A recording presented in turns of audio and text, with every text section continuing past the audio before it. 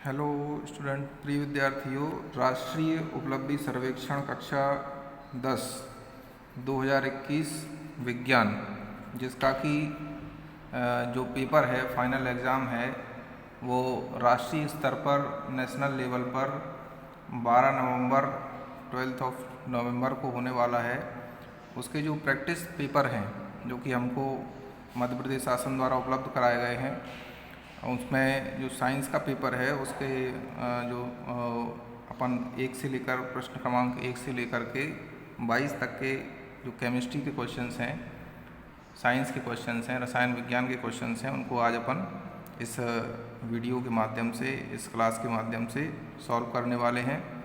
तो आप सभी ध्यानपूर्वक इन ऑब्जेक्टिव क्वेश्चंस को नोट करते जाइएगा, समझते जाइएगा आखिर इनमें जो क्वेश्चन है इनका कंसेप्ट क्या है, इनके पीछे का रीज़न क्या है। क्योंकि जो परीक्षा आपकी होने वाली है 12 नवंबर को, ऑब्जेक्टिव क्वेश्चंस का जो एग्ज़ाम होगा राष्ट्रीय उपलब्धि सर्वेक्षण के अंतर्गत, वो आप सभी को उसमें अच्छे अंक प्राप्त करना है और उसमें एक उपलब्धि आपको हासिल करनी है।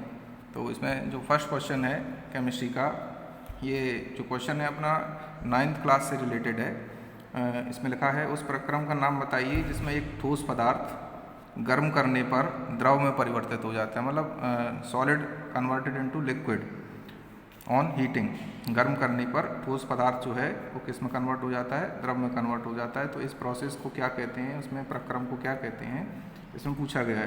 तो इसका जो आंसर होगा वो होगा, क्या होगा? संगलन इसको कहते हैं।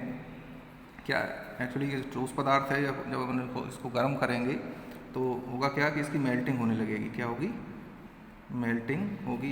इस प्रोसेस को बोलते हैं क्या? संगलन या मेल्टिंग। जब ठोस पदार्थ कोई गर्म करने पर लिक्विड में कन्वर्ट हो जाता है। अपन काफ़ी सारे एग्जांपल जिसमें देखते हैं, जैसे कि लोहे को गर्म करते हैं, हाई टेम्परेचर पर ले जाते हैं तो लोहे को पिघला करके तरह तरह की वस्तुएं बना दी जाती हैं। गोल्ड है, सोना है, इतनी सारी ज्वेलरीज बनती है गोल्ड सिल्वर की, वो भी पिघला कर ही, ये संगलन की प्रोसेस से, मेल्टिंग की प्रोसेस से ही उनको एक रूप से दूसरे रूप में, एक फॉर्म से दूसरे फॉर्म में ले जाया जाता है। तो ये इस क्वेश्चन का आंसर अपना क्या हो जाएगा?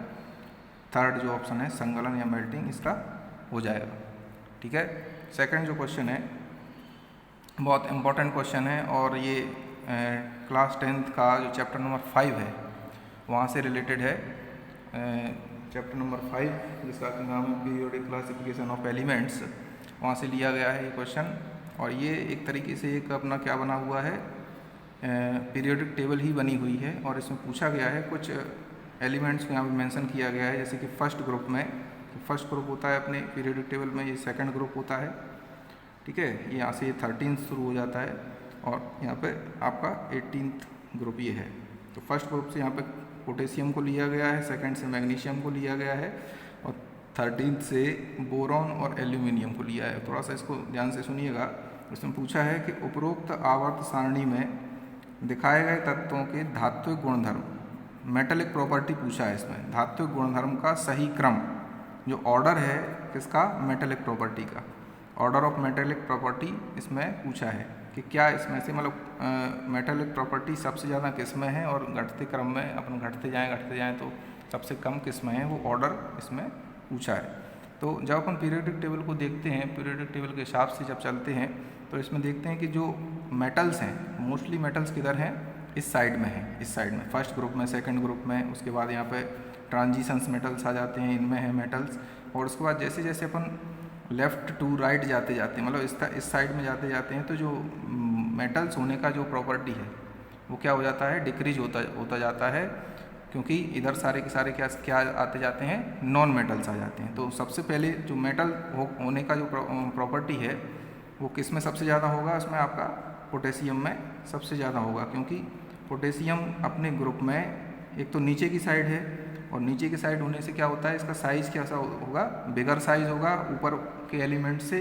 तो जो इलेक्ट्रॉन लूज़ करने की जो टेंडेंसी है इसमें पोटेशियम में आपकी सबसे ज़्यादा होगी। इसलिए जो K+ आयन है, पोटेशियम का जो K+ आयन बनेगा वो इजीली बन जाएगा। क्योंकि जो पोटेशियम है वो फर्स्ट ग्रुप में है, और फर्स्ट ग्रुप से में भी कहाँ की ओर है? नीचे की ओर है।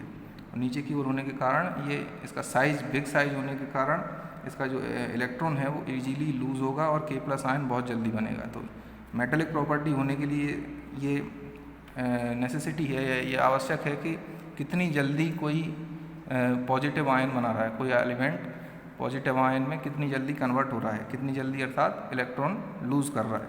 तो सबसे ज़्यादा मेटेलिक प्रॉपर्टी किस में होगी? पोटेशियम में होगी। आफ्टर दैट यहाँ पर मैग्नीशियम में होगी। फिर इधर को जैसे जैसे अपन चलते जाएंगे, लेफ्ट टू राइट जाएंगे, तो फिर क्या होगा, जो नॉन मेटेलिक प्रॉपर्टी है वो इंक्रीज होने लगेगा, है ना। तो अब बात करते हैं कि बोरॉन और एल्यूमिनियम में से कौन ज़्यादा मेटेलिक होगा। तो जैसे और ग्रुप में क्या होता है, ये ग्रुप है, जो खड़ी लाइंस रहती हैं उनको क्या बोलते हैं? ग्रुप्स बोलते हैं। ग्रुप में नीचे वाला एलिमेंट ऊपर वाले से ज़्यादा मेटेलिक होता है, क्योंकि अभी अपन ने देखा कि नीचे जाने पर जो साइज़ रहता है, एटम का साइज़ जो रहता है वो बढ़ता है, और उससे जो इलेक्ट्रॉन निकालने की जो प्रोसेस है वो इजीली होती है, क्योंकि कम एनर्जी उसको प्रोवाइड कराना पड़ती है। तो बोरॉन और एल्यूमिनियम में देखा जाएगा तो जो एल्यूमिनियम है वो मोर मेटेलिक होगा देन किसके? बोरॉन के। तो आपका ऑर्डर जो रहेगा इसमें से, तो फर्स्ट तो क्या है आपका एलिमेंट पोटेशियम सबसे ज़्यादा मेटेलिक, उसके बाद मैग्नीशियम। अब इसमें से देख लेते हैं अपन कौन सा ऑप्शन सूटेबल है। तो देखिए यही देख रहा है, सबसे पहले पोटेशियम सबसे पहले नंबर पे फर्स्ट ऑप्शन में ही है, तो इसका मतलब ये अपना आंसर राइट होने वाला है। ठीक है, तो पोटेशियम सबसे ज़्यादा मेटेलिक होगा, सबसे ज़्यादा धात्विक प्रॉपर्टी, धात्विक गुणधर्म वाला होगा, उसके बाद मैग्नीशियम, आफ्टर दैट एल्यूमिनियम, और उसके बाद सबसे लास्ट में क्या आएगा? बोरॉन। तो इसका मतलब सेकंड जो ऑप्शन है इसका वो सही है। तो समझ गए बेटा? धात्विक प्रॉपर्टी, धात्विक गुणधर्म मतलब डिपेंड करता है कि कितनी जल्दी एलिमेंट इलेक्ट्रॉन लूज करेगा, यही इसका बेसिक कंसेप्ट है। ठीक है, नेक्स्ट जो क्वेश्चन इसमें आता है आपका थर्ड क्वेश्चन, बहुत अच्छा क्वेश्चन है।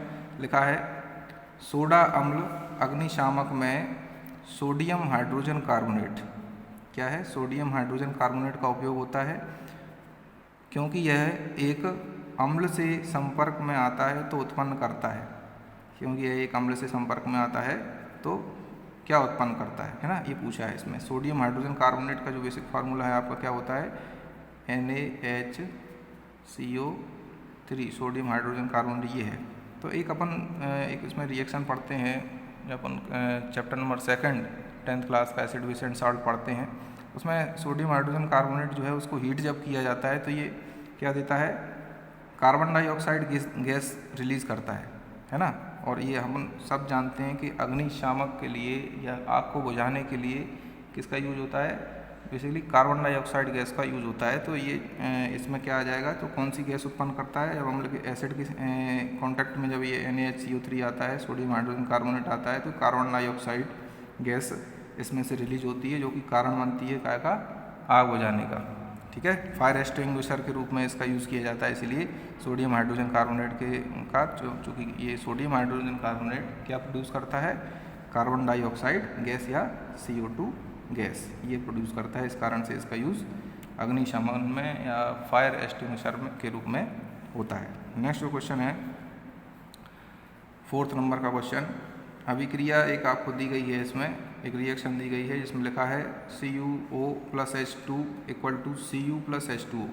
कॉपर का ऑक्साइड है, पर उसकी रिएक्शन हो रही हाइड्रोजन से, और वो after the reaction it gives copper plus water. ठीक है, इसमें आपसे पूछा है कि इस रिएक्शन में ऑक्सीकृत मतलब ऑक्सीडाइज कौन हो रहा है और कौन अपचयित हो रहा है ना। ऑक्सीडाइज कौन हो रहा है, कौन रिड्यूस हो रहा है? ऑक्सीडाइज कौन हो रहा है और रिड्यूस कौन हो रहा है? ऑक्सीकृत कौन हो रहा है और अपचयित कौन हो रहा है? ऑक्सीकृत कौन हो रहा है मतलब जिसमें ऑक्सीजन जुड़ने वाली होगी, और अपचयित कौन हो रहा होगा? जिसमें ऑक्सीजन हटने वाली होगी या हाइड्रोजन जुड़ने वाली होगी। तो साफ साफ दिख रहा है इसमें, देखिए इसके रिएक्टेंट कौन कौन से हैं? कॉपर ऑक्साइड है और H2 है। तो कॉपर ऑक्साइड से ऑक्सीजन निकल रही है, ठीक है, कॉपर ऑक्साइड से ऑक्सीजन निकल रही है, और ये अकेला कॉपर यहाँ पे बच रहा है, ठीक है, इस रिएक्शन में। और जो ऑक्सीजन यहाँ से रिमूव हो रही है वो जुड़ कहाँ पे रही है जा करके? ऐड कहाँ हो रही है? H2 के साथ में जुड़ रही है, मतलब H2O बन रहा है। ठीक है, तो अभी अपन देख लेते हैं कि कॉपर ऑक्साइड क्या हो रहा है? ऑक्सीजन निकल रही है, इसका मतलब ये रिड्यूस हो रहा है। ये कैसा हो रहा है? अपचयित हो रहा है। और हाइड्रोजन के साथ में ऑक्सीजन जुड़ रही है, तो इसका मतलब हाइड्रोजन का क्या हो रहा है? ऑक्सीकरण हो रहा है या ऑक्सीकृत हो रहा है। ठीक है, तो ये इसमें कौन सा ऑप्शन आएगा अपना? ऑक्सीकृत और अपचयित पूछा है, सबसे पहले ऑक्सीकृत मतलब सेकंड ऑप्शन जो है अपना करेक्ट रहेगा। H2 H2 का क्या हो रहा है, H2 के साथ में चूंकि ऑक्सीजन जुड़ रहा है और H2 बन रहा है तो H2 क्या हो रहा है, ऑक्सीकृत हो रहा है और कॉपर ऑक्साइड से ऑक्सीजन यहाँ पर निकल रहा है। ये देखिए आप यहाँ पे कॉपर ऑक्साइड से क्या बन रहा है, Cu अकेला रह जा रहा है, ऑक्सीजन यहाँ से रिमूव हो रहा है, इसलिए ये इसका क्या हो रहा है, रिडक्शन हो रहा है या अपचयन हो रहा है। ठीक है, तो ये इसमें correct answer is second, H2 and Cu। ठीक है, नेक्स्ट क्वेश्चन की तरफ रुख करते हैं और बहुत अच्छा क्वेश्चन है, ये भी 9th क्लास से रिलेटेड है। हम 9th क्लास में एक चीज़ पढ़े थे जिसका नाम था क्या, कोलाइड्स पढ़े थे, सॉल्यूशंस पढ़े थे, तो उसी से रिलेटेड ये अपना क्वेश्चन आ गया है। तो इसको देख लेते हैं। बादल सभी जानते हैं, आसमान में घने बादल होते हैं, जब बरसात के दिन होते हैं तब बादल के परिक्षिप्त प्रावस्था और परिक्षेपण माध्यम है। परिक्षिप्त प्रावस्था और परिक्षेपण माध्यम पूछा है कि बादल में क्या होता है। तो बादल जो रहते हैं अपने आसमान में, बादल जो रहते हैं उड़ते रहते हैं, उनमें क्या होता है, एक तो क्या होता है कि वाटर होता है, क्या होता है, H2 किसके रूप में होता है, वाष्प के रूप में होता है ना, वेपर के रूप में होता है। और किस में घुला रहता है, वो गैसेज में घुला रहता है। ठीक है, तो जो कोलाइडल सॉल्यूशन जो रहते हैं है ना, कोलाइड्स जो रहते हैं, कोलाइड में दो फेजेज होती हैं, एक तो परिक्षिप्त प्रावस्था होती है, एक परिक्षेपण माध्यम होता है। तो परिक्षेपण माध्यम और परिक्षिप्त प्रावस्था को अपन ऐसे समझ सकते हैं कि जैसे कोई विलयन है और विलयन में दो घटक होते हैं, दो कंपोनेंट होते हैं, एक तो विलायक होता है और एक होता है विलेय, है ना। विलायक क्या होता है, जो बेस मीडियम होता है ना, और विलेय वो होता है जो कि घुला रहता है किसमें, विलायक में। तो परिक्षेपण माध्यम एक तरीके से क्या है यहाँ पे, विलायक, और परिक्षिप्त प्रावस्था जो है वो क्या होती है, विलेय का काम इसमें करती है। किसी विलयन में, कोलाइडी विलयन में, कोलाइड्स में बादल क्या है, कोलाइड का एक रूप है। ठीक है, तो इसमें विलेय क्या होगा, आपका कोई द्रव होने वाला है, H2 होने वाला है। इसका मतलब इसमें देख लीजिए परिक्षिप्त प्रावस्था द्रव कहाँ दिख रही है अपन को, एक तो यहाँ दिख रही है और एक यहाँ दिख रही है। ठीक है, तो इन दोनों में से कोई ऑप्शन अपना होने वाला है, सेकंड और फोर्थ में से। अब देखते हैं परिक्षेपण माध्यम। परिक्षेपण माध्यम ये जो वाटर वेपर है, जलवाष्प जो है वो किस में घुली हुई है, एयर के अंदर घुली हुई है, मतलब गैस के अंदर घुली हुई है। ठीक है, तो अब देख लेते हैं द्रव और परिक्षेपण माध्यम गैस। तो ये जो सेकंड ऑप्शन है अपना करेक्ट रहेगा इसमें।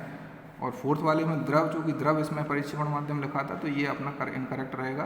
तो राइट आंसर इज सेकंड, इसमें परिक्षिप्त प्रावस्था मतलब विलेय जो है या जो सॉल्यूट है वो क्या है, द्रव है, और किस में घुला हुआ है, किस में डिजॉल्व है, गैस में डिजॉल्व है। ठीक है, तो समझ गए बेटा, कोलाइडल सॉल्यूशन की यहाँ पे बात हो रही थी।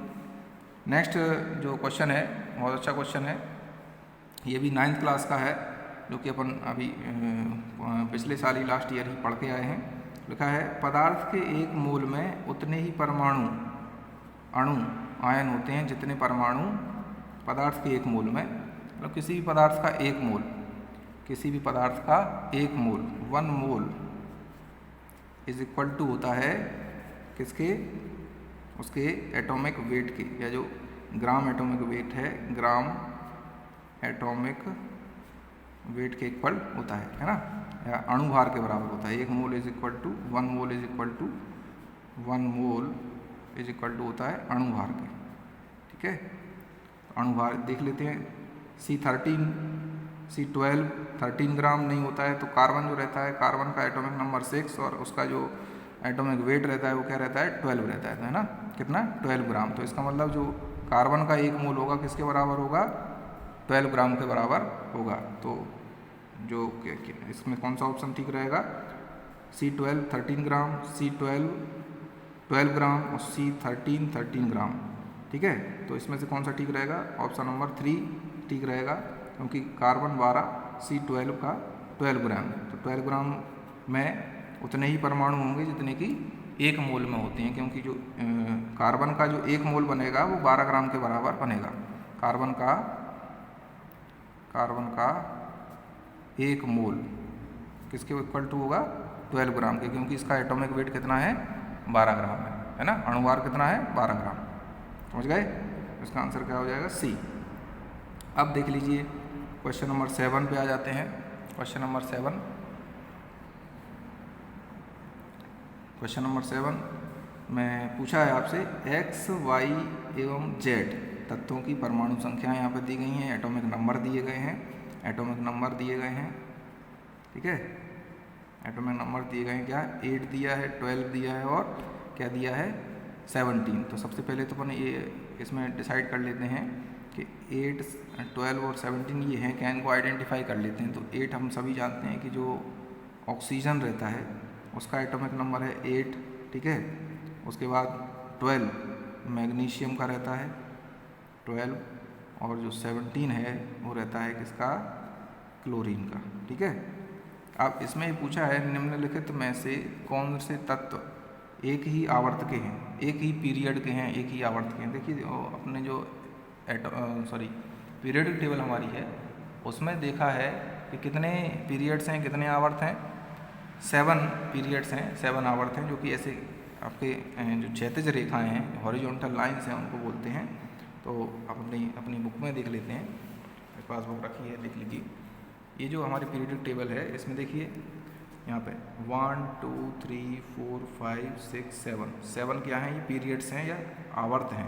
तो उसमें यही पूछा है कि ये जो तत्व हैं ये किस आवर्त के तत्व हैं। आपसे पूछा है कि निम्नलिखित में से कौन से तत्व एक ही आवर्त के हैं, सेम पीरियड के कौन कौन से तत्व हैं। तो हमारे जो एलिमेंट्स हैं वो कौन कौन से हैं, एक तो मैग्नीशियम है, देख लीजिए सेकंड में, एक तो मैग्नीशियम है और यहीं से ये चलता गया है यहाँ पे अपन को क्या और मिलेगा, क्लोरीन और मिलेगा, ठीक है।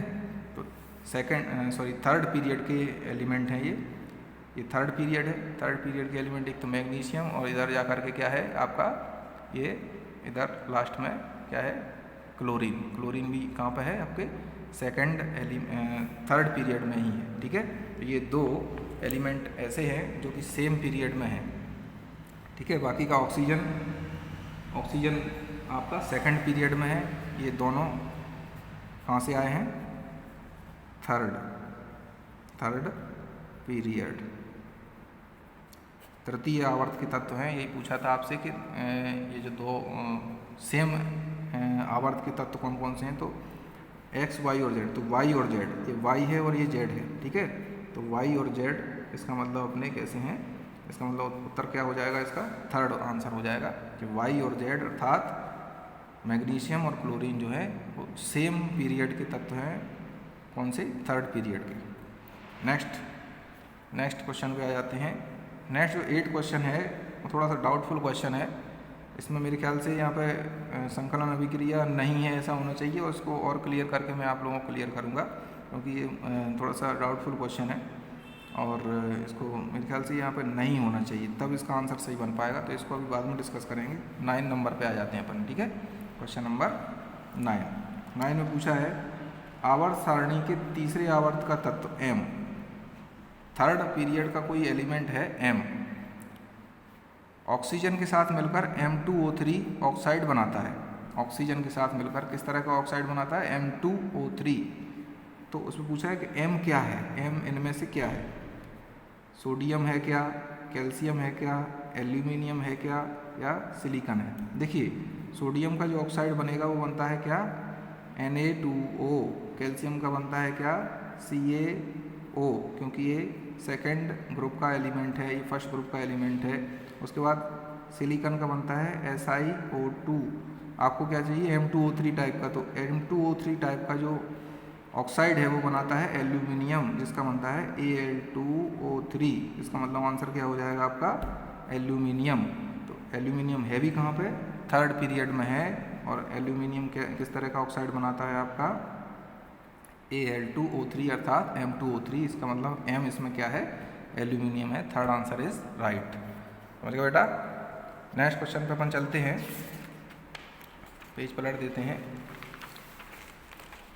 इस पेपर का जो PDF है आपको पहले ही उपलब्ध कराया जा चुका है, आपको मालूम होगा, ठीक है। चलिए नेक्स्ट इसमें अपना क्वेश्चन है, क्वेश्चन नंबर 10। हाइड्रोजन सल्फाइड के एक अणु में उपस्थित परमाणुओं का अनुपात द्रव्यमान के रूप में है, ठीक है, H2S में आपको बताना है कि जो परमाणुओं का अनुपात बताना है वो भी द्रव्यमान के रूप में, किसमें, द्रव्यमान के रूप में। तो हाइड्रोजन का द्रव्यमान देखिए, एक हाइड्रोजन का 1 और 2 हाइड्रोजन कितना है, 2 ग्राम हो गया, और सल्फर एक सल्फर का जो मास होता है वो कितना रहता है 32 ग्राम। तो ये जो रेशो बनेगा 2:32, इसको और सिंपल करेंगे तो अपन तो 1:16 हो जाएगा। ठीक है, सिंपल रेशो में क्या हो जाएगा 1:16। तो H2S में जो द्रव्यमान का अनुपात है, परमाणुओं के द्रव्यमान का अनुपात, वो कितना हो जाएगा 1:16। तो यहाँ पे कौन सा ऑप्शन सही है, सेकंड ऑप्शन इज राइट 1:16। समझ गए, शाबाश। कुछ नहीं करना है इसमें, मास देखना है अपन को, है ना। हाइड्रोजन का मास 2 ग्राम, एक हाइड्रोजन का 1 ग्राम और दूसरे हाइड्रोजन का मिला करके 2 ग्राम ये हो जाएगा। चूँकि सल्फर का एक ही एटम है इसलिए सल्फर के एटम का 32 ग्राम। इस तरीके से जो रेशो बनेगा 2:32 और इसको सिंपल करेंगे तो 1:16। ठीक है, इस तरीके से ये आया है। नेक्स्ट क्वेश्चन है 11 नंबर पे आ जाते हैं। लिखा है कम सक्रियता के जो लो रिएक्टिविटी वाले मेटल्स रहते हैं, कम सक्रियता के धातुओं के ऑक्साइडों को कोक के द्वारा क्या किया जाता है, अपचयन में एक गैस उपोत्पाद के रूप में निकलती है, मतलब बाई प्रोडक्ट के रूप में निकलती है। इनका जब क्या कराते हैं अपन ऑक्साइडों को कोक से क्या कराते हैं, अपचयित कराते हैं। कोक मतलब कार्बन, कोक मतलब इक्वल टू कार्बन, कार्बन से क्या कराने वाले हैं, इसका अपचयन कराने वाले हैं। तो लिखा है रूप में निकलती है, निःश्वसन करने पर यह गैस बहुत विषैली होती है। भाई जिसको हम जो भी गैस निकलेगी इसको अगर अपन सांस में ले लेते हैं तो ये सांस के लिए बहुत विषैली होती है, मतलब पॉइजनस गैस होती है। इस गैस, ये कौन सी गैस है ये पूछा है। ये जितनी भी गैसें इसमें दी गई हैं ये सारी गैसेस कहती हैं ये पॉइजनस गैसेस हैं। और देखिए कोक चूँकि क्या है, कोक क्या है, कार्बन है, और कार्बन से किसी का अपन किसी धातु ऑक्साइड का, किसी मेटल ऑक्साइड का अपचयन कराते हैं, रिडक्शन कराते हैं, तो इसमें बनती है आपकी कार्बन मोनोऑक्साइड गैस। कौन सी gas, carbon monoxide, carbon monoxide gas बनती है ये, जो कि एक कैसी है, पॉइजनस है, विषैली गैस है, ये बनती है कार्बन। कार्बन का यूज़ हो रहा है अपचयन में तो कार्बन मोनोऑक्साइड बनेगी। इसका मतलब इसका आंसर क्या हो जाएगा, फोर्थ इज कार्बन मोनोऑक्साइड, इसका फॉर्मूला है CO। ठीक है, नेक्स्ट क्वेश्चन की तरफ चलते हैं। बहुत अच्छा क्वेश्चन है, बेसिक साइंस का क्वेश्चन है। ठीक है, लिखा है परमाणु के लिए निम्नलिखित में से कौन सा कथन सत्य है। एक एटम के लिए निम्न में से कौन सा कथन सत्य है। ठीक है, परमाणु में इलेक्ट्रॉन की संख्या इक्वल टू परमाणुओं की प्रोटॉनों की संख्या, ठीक है, लेस देन परमाणु संख्या लेस देन द्रव्यमान संख्या। ठीक है, तो इसमें आपको पता करना है कौन सा ऑप्शन ठीक है। तो हम सभी जानते हैं, देख लीजिए, हम सब जानते हैं कि जो इलेक्ट्रॉन, नंबर ऑफ इलेक्ट्रॉन्स होते हैं या इलेक्ट्रॉन की जो संख्या होती है, इलेक्ट्रॉन की संख्या ये होती है इक्वल टू किसके बराबर, प्रोटॉन के बराबर। और ये सब प्रोटॉन और इलेक्ट्रॉन बराबर होते हैं किसके, एटॉमिक नंबर या परमाणु क्रमांक के बराबर होते हैं। ठीक है, तो इस तरीके का जो ऑप्शन मिलेगा अपन को वो अपना ऑप्शन ठीक रहेगा। ठीक है, देख लीजिए, सेकंड ऑप्शन है इलेक्ट्रॉन की संख्या इक्वल टू प्रोटॉन की संख्या, बिल्कुल ठीक है, इक्वल टू परमाणु संख्या। और ये सब किससे कम रहते हैं, द्रव्यमान संख्या से कम होती हैं, द्रव्यमान संख्या ज़्यादा होती है। ठीक है, अब जैसे कि अपन एक एग्जांपल ले लेते हैं, कार्बन का ही एग्जांपल ले लेते हैं। कार्बन का जो एटॉमिक नंबर होता है 6 और एटॉमिक वेट होता है, परमाणु संख्या होती है, द्रव्यमान संख्या होती है 12।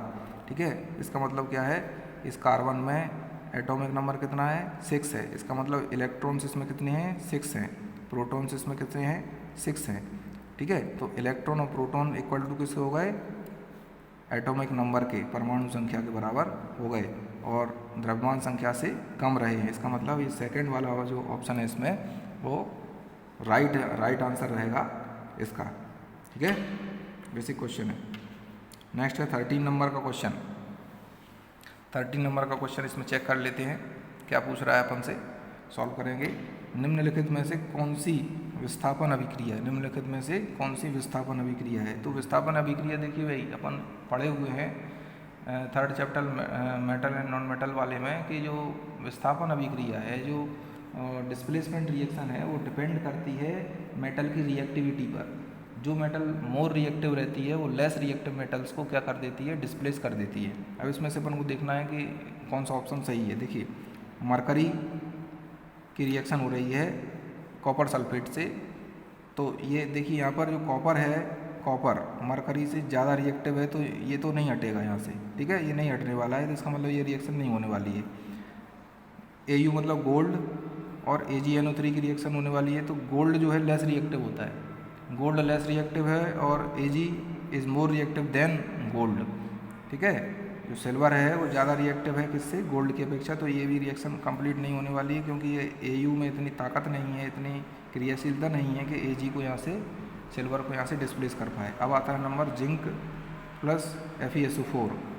जिंक की जो रिएक्टिविटी है आयरन से ज़्यादा होती है, इसका मतलब ये रिएक्शन अपनी कंप्लीट होने वाली है, जिंक इसमें से डिस्प्लेस कर देगा किसको, आयरन को, तो ये रिएक्शन आपकी हो जाएगी, क्या हो जाएगी, ZnSO4 प्लस Fe, ये रिएक्शन हो जाएगी, ठीक है। इसका मतलब ये अपना करेक्ट आंसर है कि डिस्प्लेसमेंट रिएक्शन इन चारों में से कौन सी होगी, ये थर्ड वाली होगी, ठीक है। नेक्स्ट आते हैं 14 नंबर क्वेश्चन पे। क्वेश्चन नंबर 14 बहुत अच्छा क्वेश्चन है। इसमें आपको दो पदार्थ P और Q दिए गए हैं, दो पदार्थ P एवं Q आपस में अभिक्रिया करके एक मीठी गंध वाला, ये थोड़ा सा पॉइंट नोट करने वाला है, मीठी गंध वाला पदार्थ R बनाते हैं, ठीक है। R कैसा है, मीठी गंध वाला है। निम्नलिखित में से कौन सा विकल्प सही है, ठीक है। तो देखिए अपन chapter number 4 carbon and its compound में पढ़े हुए हैं कि एक रिएक्शन होती है जिसको बोलते हैं एस्टरीफिकेशन, जिसको बोलते हैं एस्टरीफिकेशन या एस्टरीकरण। ये इसमें जो प्रोडक्ट बनता है एस्टर, वो मीठी गंध वाला रहता है, जिसकी सुगंध कैसी आती है, फलों के रस जैसी सुगंध आती है, जैसा कि फ्रूट जूस अपन पीते हैं उसमें से जैसी सुगंध आती है, वैसे ही जो एस्टर बनता है उसका भी जो सुगंध है या जो स्मेल है वो कैसी है, मीठी गंध वाला रहता है, फलों की गंध वाला रहता है। और ये जो एस्टरीकरण रिएक्शन है उसमें अभिकारक क्या रहते हैं, या जो P है वो कार्बोक्सिलिक एसिड रहता है, और अभिकारक दूसरा Q कौन सा रहता है, अल्कोहल रहता है। देखिए ये कार्बोक्सिलिक एसिड, एसिटिक एसिड यहाँ पे लिया गया है, और ये लिया गया क्या है, इथाइल अल्कोहल, ठीक है। इसमें एसिटिक एसिड ने रिएक्शन की है किससे, आपका इथाइल अल्कोहल से, और बनाया है क्या, ये C2H5 C00C2H5, ये क्या है, एक एस्टर है, क्या है, एस्टर, ये, और इसी की मीठी सुगंध रहती है, प्लस इसमें इस रिएक्शन में क्या बनता है, H2 बनता है, ठीक है। तो मीठी गंध वाला जो प्रोडक्ट है, जो R है, वो क्या है, एस्टर है, ठीक है। C2H5 C00C2H5 ये इसका फॉर्मूला है। तो इसका मतलब इसमें जो ऑप्शन रहेगा वो 4th नंबर का ऑप्शन आपका करेक्ट रहेगा। एस्टरीफिकेशन रिएक्शन, अभिक्रिया का नाम क्या है, एस्टरीकरण, अभिकारक कौन सा लिया, कार्बोक्सिलिक एसिड, एसिटिक एसिड, और अल्कोहल मतलब इथाइल अल्कोहल, ठीक है। चलिए नेक्स्ट क्वेश्चन पे पहुंचते हैं अपन फटाक से। क्वेश्चन नंबर 15, ये भी हमारी किताब का ही क्वेश्चन है, हमारी बुक से है। लिखा है ताज़ा दूध दही में परिवर्तित हो रहा है, ताज़ा दूध है वो किस में कन्वर्ट हो रहा है, कर्ड बना रहा है, दही बना रहा है, तो उसके pH का क्या होगा। हम सभी जानते हैं कि मिल्क का जो pH होता है, ताज़े दूध का जो pH होता है वो 6 के आसपास होता है, ठीक है। इसका मतलब एसिडिक होता है, अम्लीय होता है। अगर दूध दही में बदल गया, ध्यान दीजिएगा, दूध दही में बदल गया तो वो और ज़्यादा एसिडिक हो जाएगा और ज़्यादा अम्लीय हो जाएगा। इसका मतलब pH किधर को जाने वाला है उसका, और बिलो 7 जाएगा, और ज़्यादा और कम हो जाएगा, 6 से भी कम हो जाएगा, है ना। तो इसका मतलब जो pH लेवल है उसका क्या होने वाला है, pH क्या हो जाएगा, कम हो जाएगा, इसका मतलब, ठीक है। क्योंकि कम pH मान वाले ज़्यादा अम्लीय होते हैं, ठीक है। तो दही का pH दूध से भी कम होता है, दूध दही में परिवर्तित हो गया तो pH क्या हो जाएगा, कम हो जाएगा, ठीक। नेक्स्ट क्वेश्चन पे आ जाते हैं, बहुत अच्छा क्वेश्चन है ये भी। Sodium chloride, sodium chloride NaCl जिसका फॉर्मूला है का जलीय विलयन लिया गया है और रिएक्शन कर रहा है किससे, सिल्वर नाइट्रेट से के जलीय विलयन से अभिक्रिया करता है। यह अभिक्रिया निम्नलिखित में से किस प्रकार की अभिक्रियाओं से संबंधित है। तो ये जो अभिक्रिया होगी ये अपन को पहचानना है, क्या क्या लेना है। NaCl रिएक्शन कर रहा है AgNO3 से, AgNO3 से रिएक्शन कर रहा है, और ये रिएक्शन होने के बाद आपका बनेगा NaNO3 प्लस AgCl। AgCl जो है वाइट PPT के रूप में मिलेगा अपन को, किस रूप में, श्वेत अवक्षेप के रूप में वाइट PPT ये बनाएगा।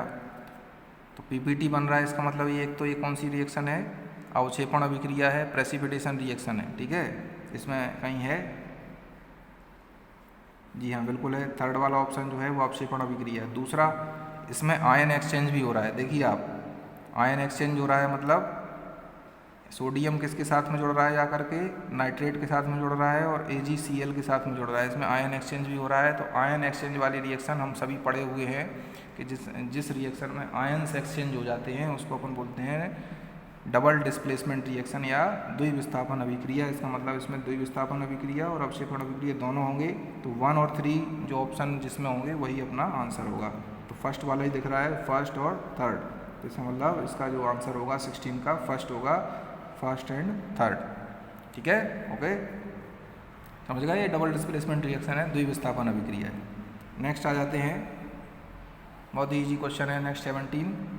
आलू के चिप्स की थैली में नाइट्रोजन गैस भरी है, आलू के चिप्स की थैली में कौन सी गैस भरी है, नाइट्रोजन गैस भरी है, जिससे कि ना हो, क्या ना हो, आलू के चिप्स खराब ना हो, विकृत गंधी ना हो। ये अपन बहुत अच्छे से पढ़े हैं, रेंसिडिटी, क्या पढ़े हैं, रेंसिडिटी या विकृत गंधिता। अगर इसमें आलू के चिप्स के पैकेट में नाइट्रोजन गैस को इसमें भरा जाता है, नाइट्रोजन गैस अगर नहीं भरी जाएगी तो आलू के चिप्स बहुत दिनों तक अच्छे नहीं हो पाएंगे, वो ख़राब हो जाते हैं, उनमें क्या, उनका ऑक्सीडेशन हो जाता है और वो कैसे हो जाते हैं, विकृत गंधी हो जाते हैं, रेंसिड हो जाते हैं, खाने के लायक नहीं रहते हैं ना, कैसे हो जाते हैं, रेंसिड, ठीक है। तो इसका आंसर क्या होगा, विकृत गंधी। नेक्स्ट क्वेश्चन पे आ जाते हैं अपन फटाक से, क्वेश्चन नंबर 18, बहुत अच्छा क्वेश्चन है। दो अलग अलग ऑक्साइड्स हैं P और Q की अभिक्रियाएँ होती हैं, ध्यान से देखिएगा, आपको अभी पता चल जाएगा। P जो है HCl से अभिक्रिया करता है, P किससे अभिक्रिया कर रहा है, HCl से अभिक्रिया कर रहा है, जो कि क्या है, HCl क्या है, एक एसिड है। इसका मतलब P किससे, एसिड से रिएक्शन कर रहा है, परंतु NaOH से नहीं कर रहा है। यहीं से अपन को समझ लेना है कि NaOH क्या है, बेस है, क्षार है।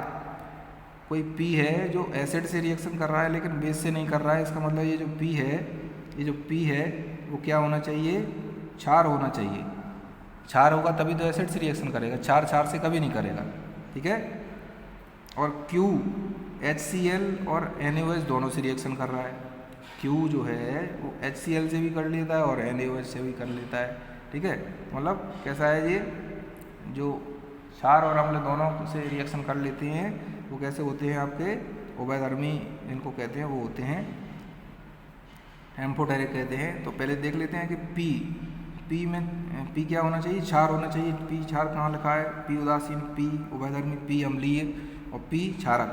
तो ये P क्षारक हो गया और Q क्या हो गया, उभयधर्मी। इसका मतलब हमारा जो आंसर हो जाएगा वो क्या हो जाएगा, फोर्थ इज राइट आंसर हो जाएगा, समझ गया ना। साफ साफ दिख रहा है कि P अम्ल से मतलब HCl से अभिक्रिया कर लेगा लेकिन क्षार से नहीं करेगा, इसका मतलब ये P क्या है, क्षार है अपना। इसका मतलब उत्तर क्या है अपना, fourth is right answer. Next upon question पे जाते हैं, पेज पलट देते हैं यहाँ पे।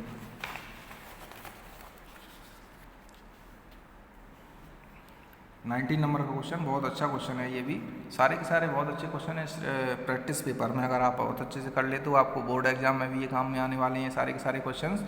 और इस नेशनल जो उपलब्धि सर्वेक्षण है ना, राष्ट्रीय उपलब्धि सर्वेक्षण 12 नवंबर को जो पेपर होने वाला है उसमें तो काम में आएंगे ही आएंगे। 19 नंबर का क्वेश्चन पूछ रहा है कि R एक सफ़ेद पदार्थ है जो कि केक बनाने के काम में आता है ना। गर्म करने पर ये क्या देता है, कार्बन डाइऑक्साइड, जलवाष्प और एक सफ़ेद ठोस पदार्थ देता है जिसको S उसमें नाम दिया गया है। आपको बताना है कि ये R क्या है और S क्या है।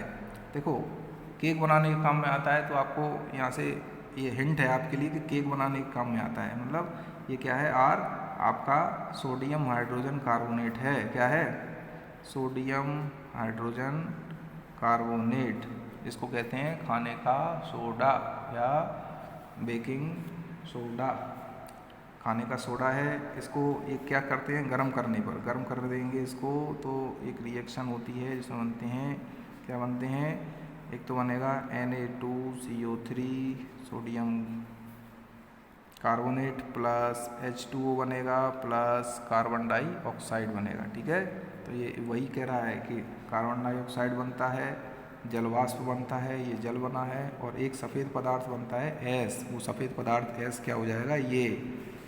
ठीक है, और ये क्या हो जाएगा आपका R। Sodium hydrogen carbonate is R and Na2CO3 sodium carbonate is S in this reaction. तो अपना ऑप्शन कौन सा हो जाएगा, R और S, RNaHCO3 और S क्या हो जाएगा ये, इसका मतलब सेकेंड ऑप्शन इज राइट। समझ गए ना। ये रिएक्शन अपनी second chapter acid based salt में भी मौजूद है, जहाँ पर हम सोडियम हाइड्रोजन कार्बोनेट को पढ़े हुए हैं। ठीक, नेक्स्ट क्वेश्चन पे आ जाते हैं। बहुत ही ईजी क्वेश्चन है। जल के एक मोल में परमाणुओं की संख्या कितनी होगी किसी भी पदार्थ के। भाई ये बेसिक क्वेश्चन है, इसको अभी आप गांठ बांध लीजिए कि किसी पदार्थ का जो एक मोल होता है इक्वल टू उसमें परमाणुओं की जो संख्या होती है कितनी होती है, 6.022 इंटू 10⁻23 इतनी ही होगी, चाहे वो किसी भी पदार्थ का एक मोल हो।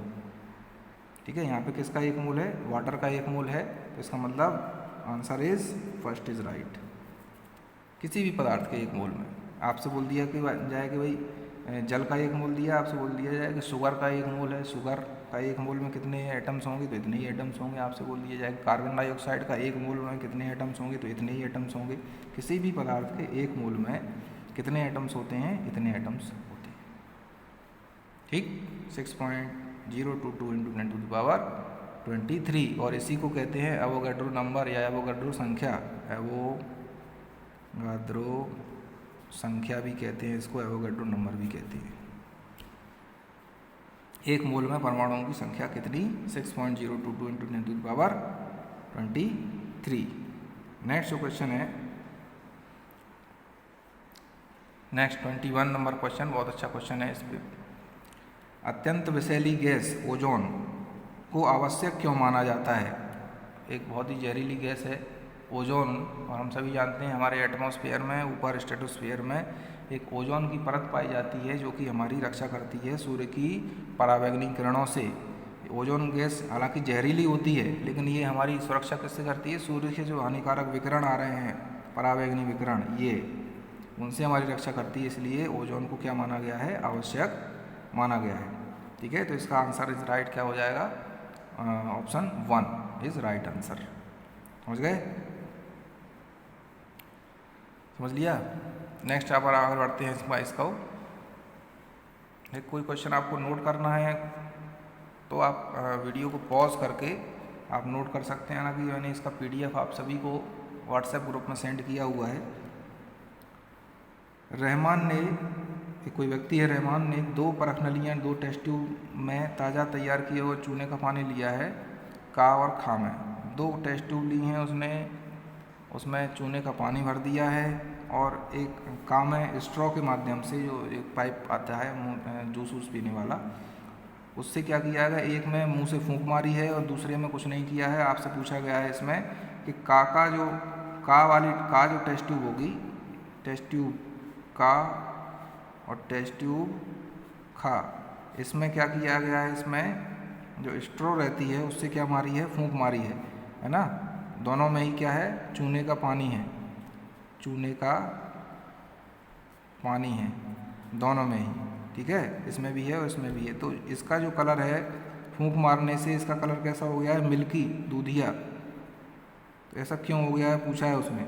ठीक है, तो इसका जो आंसर होगा, इसमें पूछा है निश्वासित वायु में ऑक्सीजन नहीं होती, चूने के पानी में ऑक्सीजन नहीं होती, निश्वासित वायु में ऑक्सीजन होती है, निश्वासित वायु में कार्बन डाइऑक्साइड होती है। तो अपन सभी जानते हैं कि हम जो सांस बाहर छोड़ते हैं उसमें कौन सी गैस होती है, कार्बन डाइऑक्साइड गैस होती है। ठीक है, तो इसका आंसर क्या हो जाएगा, 4th। तो कार्बन डाइऑक्साइड गैस के कारण जो चूने का पानी है वो कैसा हो जाता है, दूधिया हो जाता है। चूना मतलब कैल्शियम ऑक्साइड, उसका पानी कैल्शियम हाइड्रोक्साइड, मतलब चूने का पानी plus carbon dioxide equal to ये कैल्शियम कार्बोनेट बना लेते हैं। क्या बना लेते हैं, CaCO3 ये कैल्शियम कार्बोनेट बन जाता है उसमें। तो इसका कारण क्या हो जाता है ये जो चूने का पानी कैसा हो जाता है, मिल्की हो जाता है, दूधिया हो जाता है। ठीक है, कौन सा ऑप्शन सही रहेगा? फोर्थ वाला राइट आंसर रहेगा। समझ गए? तो ये आपके 22 क्वेश्चन प्रैक्टिस पेपर नंबर 1 के 22 क्वेश्चन जो कि रसायन विज्ञान या केमिस्ट्री से संबंधित हैं, ये हमने आपको समझा दिए हैं। आप सभी इनको बहुत अच्छे से तैयार कर लीजिए। इसी तरह के क्वेश्चन आपको 12 नवंबर को जो पेपर राष्ट्रीय उपलब्धि सर्वेक्षण के अंतर्गत होने वाला है उसमें आपको देखने को मिलेंगे। ठीक है, और कोई डाउट हो इन क्वेश्चंस में तो आप पर्सनली आप व्हाट्सएप ग्रुप से जुड़े हुए हैं सभी बच्चे, तो वहाँ पे फ़ोन करके या मैसेज करके आप पूछ सकते हैं। Thank you very much. जय हिंद सभी को।